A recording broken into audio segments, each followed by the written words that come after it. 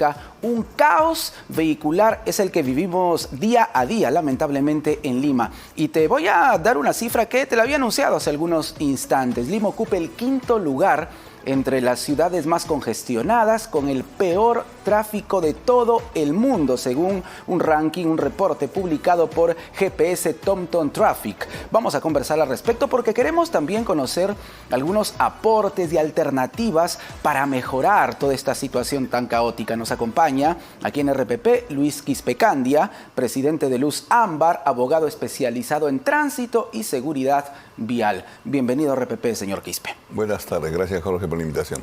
Bueno, este ranking es abrumador y terrible realmente. Y el primer lugar en Latinoamérica. Bueno, peor todavía, peor. Entonces, ¿cómo hemos llegado a esta estadística pero tan alarmante?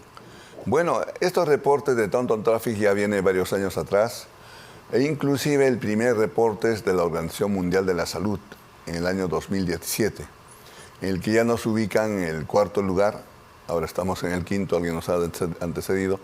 Lo cierto es que desde ese entonces a la fecha la situación es peor, crece como una espiral el problema del tránsito y el transporte que no es resuelto.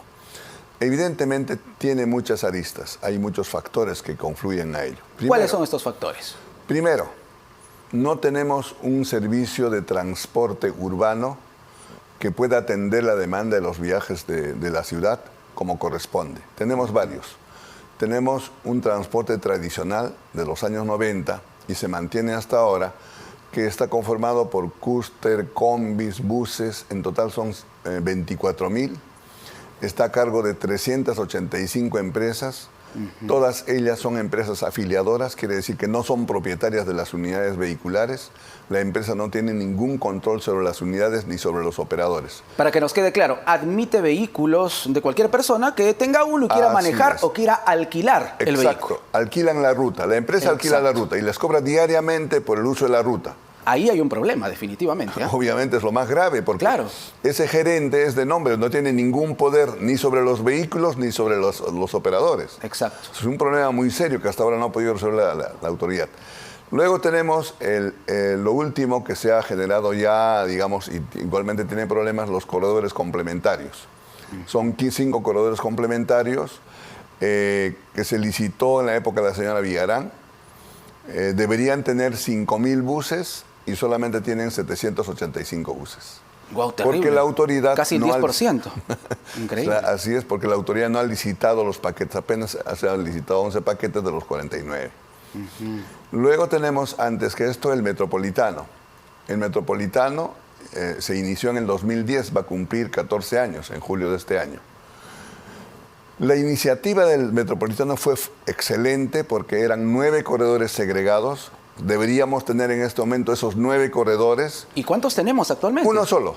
Uno solo. De 9 corredores nos queda solamente uno. Nos queda uno solo. Y el COSAC 2, que era el que debió inaugurarse de este a oeste, no se inauguró en la época del señor Ollanta Humala y la señora Villarán en la alcaldía, porque consideraban que se iba a sobreponer sobre la ruta de la línea 2, y la idea era favorecer a las empresas de combis y cúster, que no hay que favorecer a las empresas extranjeras. Con esa teoría, lamentablemente, se dejó de lado ese proyecto, cuando debió haberse más bien implementado ese proyecto. En este momento la realidad sería otra, la de Lima. Claro, ¿y dónde está el error? ¿De quién es la responsabilidad? De las autoridades. Inicialmente la municipalidad, que estaba a cargo del transporte urbano, y ahora de la ATU. Hace 4 años, va a ser 5 con este año, la ATU asume la responsabilidad del transporte urbano, tanto en buses como el tren. Y el otro servicio que tenemos, la línea 1 del tren, que es lo mejor que tenemos en este momento. Por un lado, es un servicio rápido, realmente la gente, hay una gran demanda, no es suficiente. He leído hace 2 días que menos mal van a mejorar el servicio. Estaba 3 minutos en horas punta y 6 minutos en horas valle. Nosotros hemos reclamado eso, que se podía modificar, hablamos con la empresa también, y ya van a tomar en cuenta y va a ser cada 2 minutos la frecuencia. Va a mejorar el servicio en la línea 1 de metro. Es del Estado. El pasaje es $1.50 y el medio pasaje 75 céntimos. Pero el pasaje real es de $4.40 o $4.70. Entonces es un buen servicio, pero es del Estado. Por eso es barato. En cambio, el Metropolitano es privado, 100% privado. Y el pasaje es bastante alto si es que, digamos, consideramos que es un servicio que tiene, digamos, tiene un pasajero cautivo. Esos pasajeros no van a dejar ese servicio porque la única forma de llegar a su destino es utilizando el metropolitano. De modo que se exponen a la congestión, se exponen a viajar atestados en verano sin aire acondicionado, porque es lo único que les atiende. Pero aún así, hemos tomado conocimiento que estos buses son 300 buses articulados, 254 buses alimentadores, y estos buses no están bien distribuidos. El problema en el metropolitano es eso. ¿Ya? Hay 16 rutas, innecesariamente, porque el recorrido es lineal, es del norte al sur, y no tenían por qué dividir en 16 rutas, ahí se distraen los buses y hacen un mal servicio. ¿Debería ser entonces una sola ruta completa? Debería ser solamente el recorrido completo, con los paraderos en todos los paraderos, y solamente haber los expresos a los puntos de gran demanda. Un expreso a la estación central, otro expreso en Javier Prado, otro expreso en Corpac y otro expreso en Angamos. Una sola ruta y los expresos que nutrirían de alguna manera, que van a nutrir. Claro, y lo demás debe ser de tal forma que van a disponer más vehículos para que les preste el servicio. Ajá. Y pese a eso hemos tomado conocimiento que inclusive hay en este momento 5 buses articulados y 16 buses alimentadores que están en el patio esperando la autorización de la ATU para poder operar. ¿Y cuántos buses necesitaríamos, señor Quispe, circulando, ¿no?, en el metropolitano, para que nuestro tráfico sea el ideal, o al menos el transporte de estas personas que, como usted lo dice, son público cautivo ya? Claro. Para el metropolitano probablemente se puede satisfacer con lo que están operando, tal vez aumentar 20 o 50 buses más. Pero el problema en el metropolitano es que ha bajado su rentabilidad. No están ganando lo suficiente. Hemos tomado esa referencia que no han recuperado ni siquiera los ingresos que tenían antes de la pandemia. De modo que el servicio, lo que tiene que hacerse en el metropolitano es perfeccionar. Evidentemente, la aspiración mayor es que se implemente finalmente el servicio integrado de transporte, que para eso se ha creado la ATU. Ya tiene 5 años preparando este proyecto que deberían tener solamente 15,000 buses y unidos al sistema de metro. Es lo que debe tener el sistema integrado. Pero si se va a hacer ese sistema integrado con los buses que tenemos, con combis y clúster que tenemos, es imposible. Sí, claro. Es imposible. Tiene que cambiarse el modelo, tiene que hacerse una nueva propuesta. Nosotros planteamos que debe ser mediante una asociación público-privada para que el Estado participe y pueda implementarse rápidamente el sistema. Eso en cuanto al metropolitano, pero no podemos olvidarnos de los buses, de las combis, de los taxis, que también, debido a esta mala distribución de las vías y al crecimiento del parque automotor, son elementos fundamentales, ¿no?, de esta situación de caos vehicular, que es un dolor de cabeza realmente día a día. Exacto. A eso, a lo que estamos comentando como factor, digamos, que contribuye a este caos, el transporte urbano, sumamos como consecuencia los colectivos. Como el servicio de los corredores complementarios no son suficientes, no son óptimos, no cumple con la frecuencia que establece el servicio, aparece el autocolectivo como alternativa. Entonces el pasajero no sabe en qué momento va a aparecer su bus. Si supiera con exactitud, y ha estado fuera del país, en otros países, se sabe su bus viene en 10 minutos, en 5 minutos, en 7 minutos. Horario exacto, ¿eh? Exacto. Horario exacto. Exacto. ¿Sí? Lo que se cumple en el tren, lo que se cumple medianamente en el metropolitano, pero los corredores complementarios es imposible. En el transporte tradicional jamás. No se sabe porque ese vehículo puede salir, no puede salir, está en la casa del dueño, el chofer se emborrachó, qué sé yo. Entonces, mientras no haya una frecuencia establecida para el servicio es deficiente, por eso aparece el auto colectivo y llena ese vacío. Entonces el pasajero no puede estar esperando, no aparece el bus, toma el colectivo. Esa es la razón del colectivo. Entonces ahí tenemos, a eso sumamos los taxis. Tenemos un promedio de 250,000 taxis en Lima. Es enorme. Repítanos esa cifra, por favor, señor Quispe. ¿Cuántos taxis tenemos en Lima? 250,000. Qué bárbaro. Hay más o menos 130,000 que están registrados en la ATU, los demás son vehículos que trabajan por su cuenta. Es imposible que la autoridad controle, es imposible, y es el taxi barato. En cualquier ciudad del mundo, el taxi es un servicio exclusivo y caro. Pero en tanto no tengamos un servicio integrado de transporte, en tanto no tengamos orden en la ciudad con buses, evidentemente el taxi seguirá creciendo cada vez más. Y lo más grave en todo esto, Jorge, estos días ha anunciado, lo han dicho públicamente, el congresista Montalvo y el congresista, el vicepresidente, el señor, ¿cómo se llama el señor del Congreso? El hermano del que está fugado, el congresista que está, ¿cómo se llama? ¿Cómo apellida este congresista? Ellos están planteando autorizar ¿Habla de Perú Libre? El auto de Perú Libre, claro. Cerrón.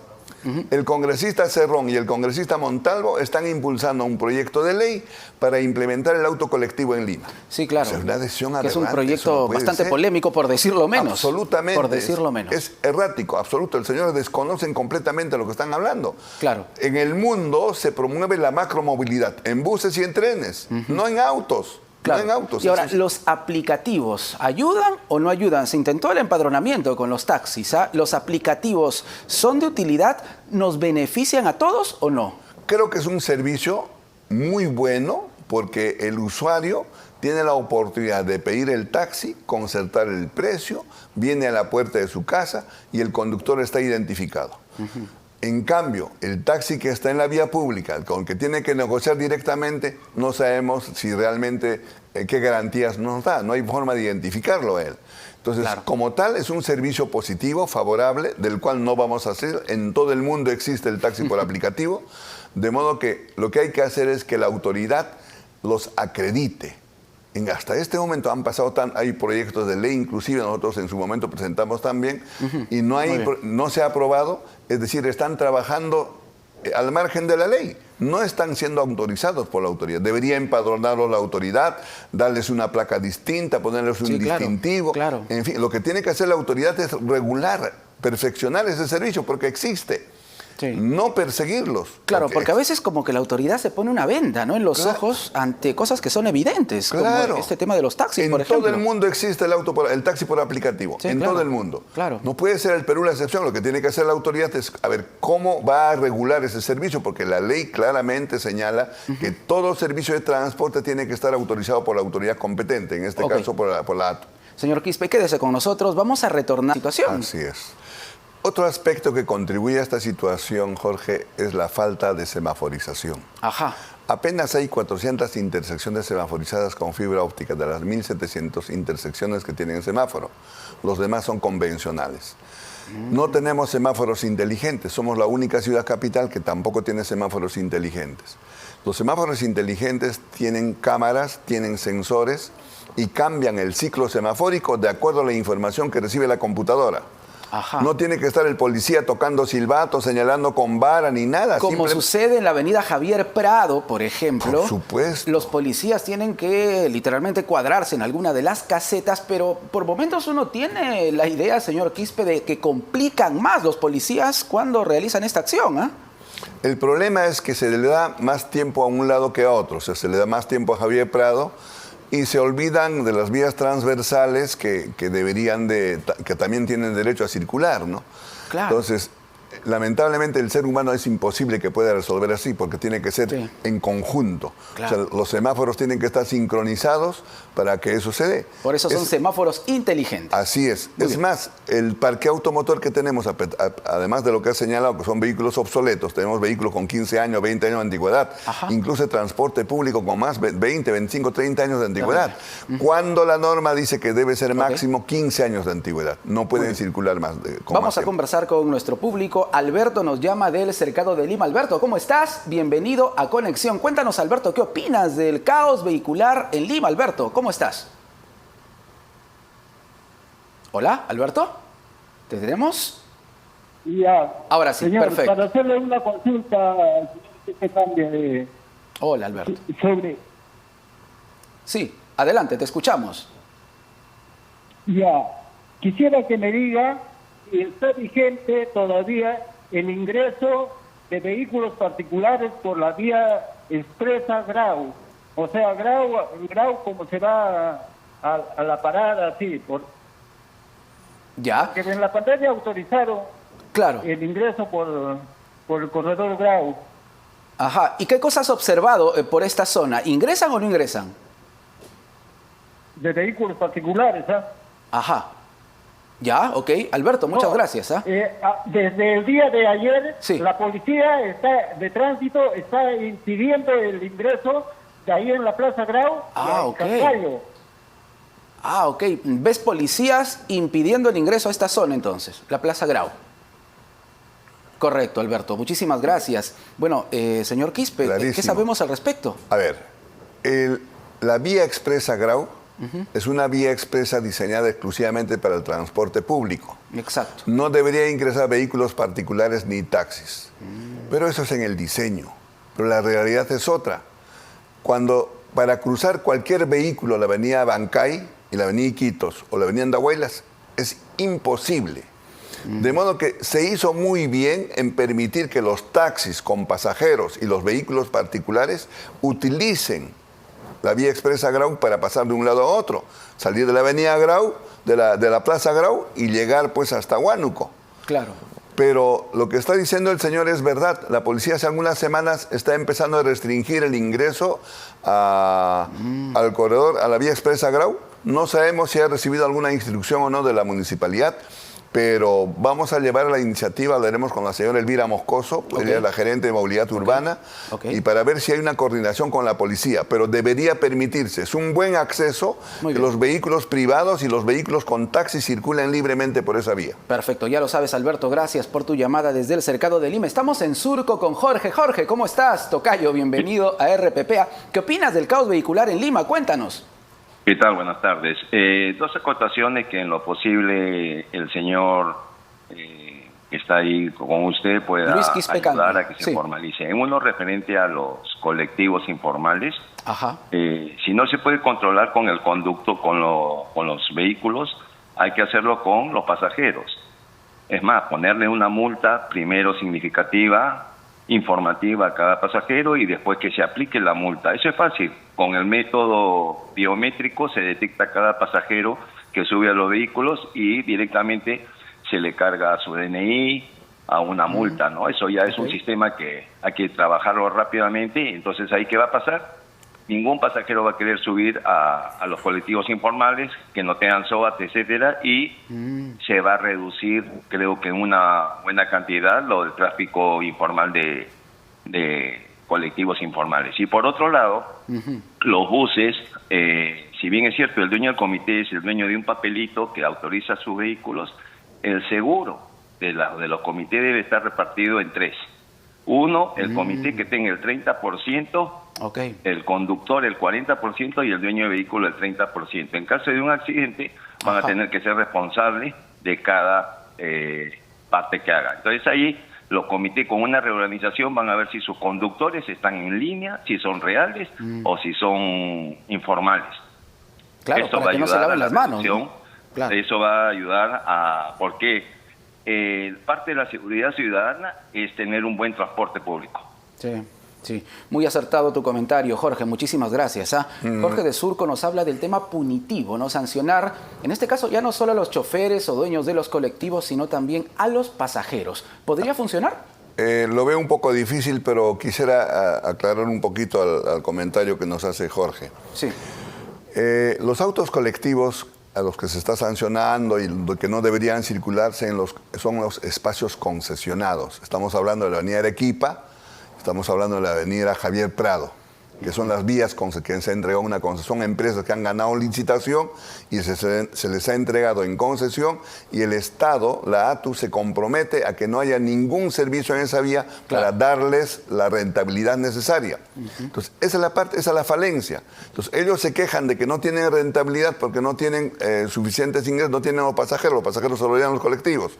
Pero por otro lado, también ellos...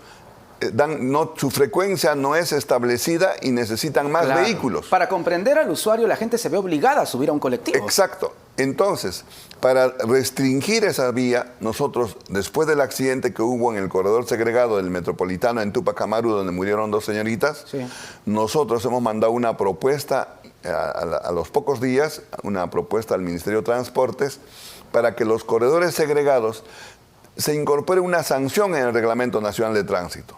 Solamente está como infracción la infracción G10, que es una multa de 70 soles. No hay ninguna consecuencia. Y los que hacen el auto colectivo, por el contrario, ahora tienen una sanción draconiana de 19.000 soles de multa, que nadie lo va a pagar.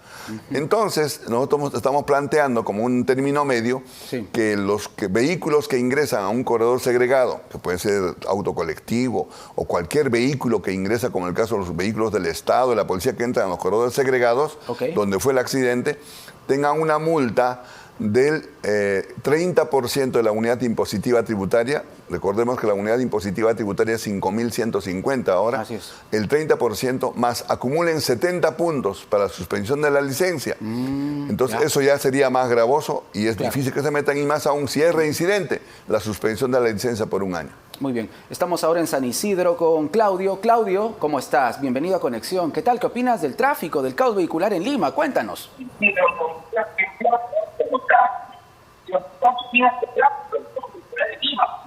Sí, buenas noches. Claudio, bájale un poquito el volumen a tu receptor, a tu radio, para poder escucharte mejor. Mientras conversamos, por favor, porque se escucha por allí un sonido un poquito incómodo, no podemos comprenderte bien. Lo intentamos ahora. A ver, Claudio, cuéntanos. Sí, ¿ahora me escucha? Perfectamente, Claudio. Muchas gracias. El tráfico de Lima ya es insoportable. Había una fórmula que se hizo hace unos 25, 30 años, que los autos particulares tenían un rombo, unos rojos y otros blancos. Ya. Los rombos rojos salían lunes, miércoles y viernes. Y en el rombo blanco los otros días. Y eso arregló muchísimo el tráfico en Lima, porque hay mucha gente que tiene 2 carros, 3 carros, y sale la señora, el señor, cada uno en su carro. Y eso bajaría muy cómodo. Claro. Hubiera mucho menos tráfico en Lima.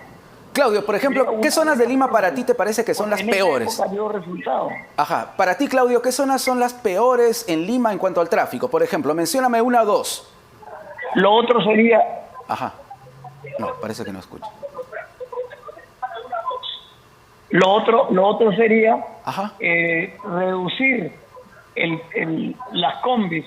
Hay demasiadas combis chiquitas y convertirlas en buses más grandes. Ah, ok. Para que no haya tanta combi y creo que también hay mucho pirata.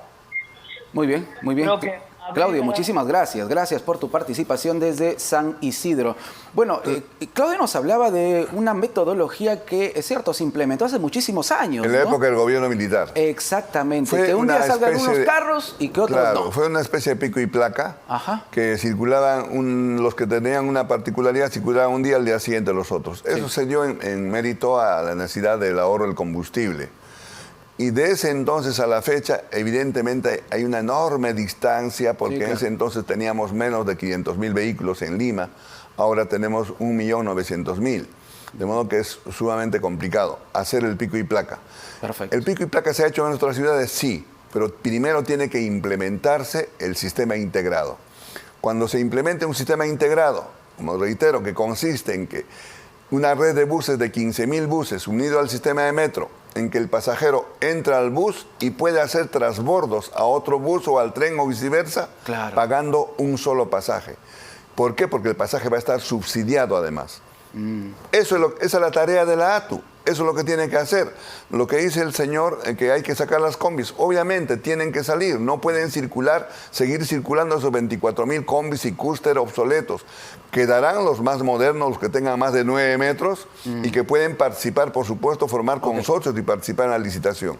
Lo urgente es implementar el sistema integrado. Vamos con una más. Está Víctor con nosotros desde Surco. Víctor, ¿cómo estás? Bienvenido a Conexión. ¿Qué tal? ¿Qué opinas del tráfico? Cuéntanos. Buenas noches. El problema es en la Panamericana Sur. Yo voy a dejar a mi nieta todas las mañanas y es un tráfico endemoniado, porque están las minivans que no tienen permiso para circular, se meten por todo lado, paran donde quieren, los camiones van en un carril, se pasan a otro carril, un desastre. Hay policía de tránsito, no hay nada, no se puede circular para ningún lado, tanto en ida como de venida. Lo que deben hacer, escuchado ahí el señor que dijo, deben sacar todas las minivans y todos los colectivos que no tienen permiso. Pero la policía, bien gracias por sus narices, pasa que no hacen nada. No sé qué hacer, ya yo partido. El permiso manejar a cualquier hora ahí. Y en la mañana peor, pero estando la policía, por sus narices pasa cosas de tránsito, luego ser financiero, no conocen nada. Hoy día sale a la calle de tránsito y usted lo ve pateándose. Yo voy a tomarle foto, está con el celular caminando en tubo y no está viendo el tránsito vehicular. No puede ser posible. Y otra, sacar la minivan y colectivos de la carretera esta, porque es increíble, señor, lo que hace, y es demasiado tráfico. Aparte, cualquier momento, ya han habido un montón de accidentes que no lo publican, no salen, no sé por qué. Pero eso es importantísimo. No se puede permitir que circulen sin autorización y delante de la policía, haciendo ya una ley que dice que no puede circular. Claro, y uno se pregunta, Víctor, ¿qué hace la policía, no, para controlar, en este caso, el tránsito? Tenemos una más, Carlos desde Surco también. Carlos, ¿cómo estás? Bienvenido a RPP, bienvenido a Conexión, Carlos. Te escuchamos. ¿Qué opinas del caos vehicular, del tráfico en Lima? Hola, Carlos. Hola, Carlos. Buenas noches, en primer lugar. Hola, ¿qué tal? ¿Te escuchamos? ¿Aló? ¿Me escucha? Perfectamente, Carlos, te escuchamos. Luis Quispecandia también te está escuchando. Adelante. Bueno, en primer lugar, Hola. Gracias. Acabo de sintonizar el programa. No sé si el expositor ha tocado el tema más importante de la congestión vehicular, que es la contaminación. Ya, la contaminación que causan los vehículos también, especialmente los ambiental. Antiguos. Exacto, Carlos. Es un punto muy, pero muy importante. Señor Quispe, Carlos ha tocado un punto también fundamental, cierto, ¿no? Cierto. La contaminación, especialmente que se emana de vehículos totalmente obsoletos. Absolutamente. Respondamos a Víctor. Víctor efectivamente propone algunas ideas y lo que adolece, que es uno de los temas que íbamos a comentar, porque estamos hablando de la congestión y cuáles son las razones. Hemos dicho ya el transporte urbano, hemos señalado la falta de semáforos y ahora nos toca decir la falta de controles de velocidad y la falta de cámaras. Somos la única ciudad que no tiene un sistema de cámaras en la ciudad. ¿De qué sirve haber disminuido la velocidad de 60 a 50 kilómetros en las avenidas y en las calles y jirones de 40 a 30? Absolutamente de nada, porque los vehículos siguen desarrollando más velocidad y no hay forma de sancionarlos. La policía tendrá menos de 10 cinemómetros para controlar la velocidad y no puede hacer nada. Tiene que estar instaladas las cámaras en toda la ciudad, lo que hoy en día se conoce como Smart City.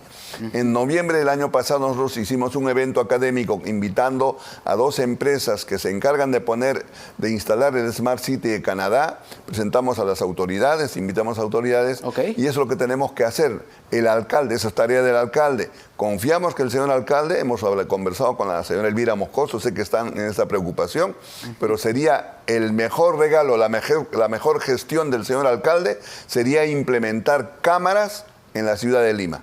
En el Callao habían cámaras, el alcalde los ha retirado, terminó la concesión con la empresa que estaba a cargo, ahora no hay ningún control de velocidad y eso es importante. Y en relación a lo que nos señala Carlos, la contaminación ambiental, efectivamente, el 70% de la contaminación ambiental son de fuentes móviles, es decir, de los vehículos.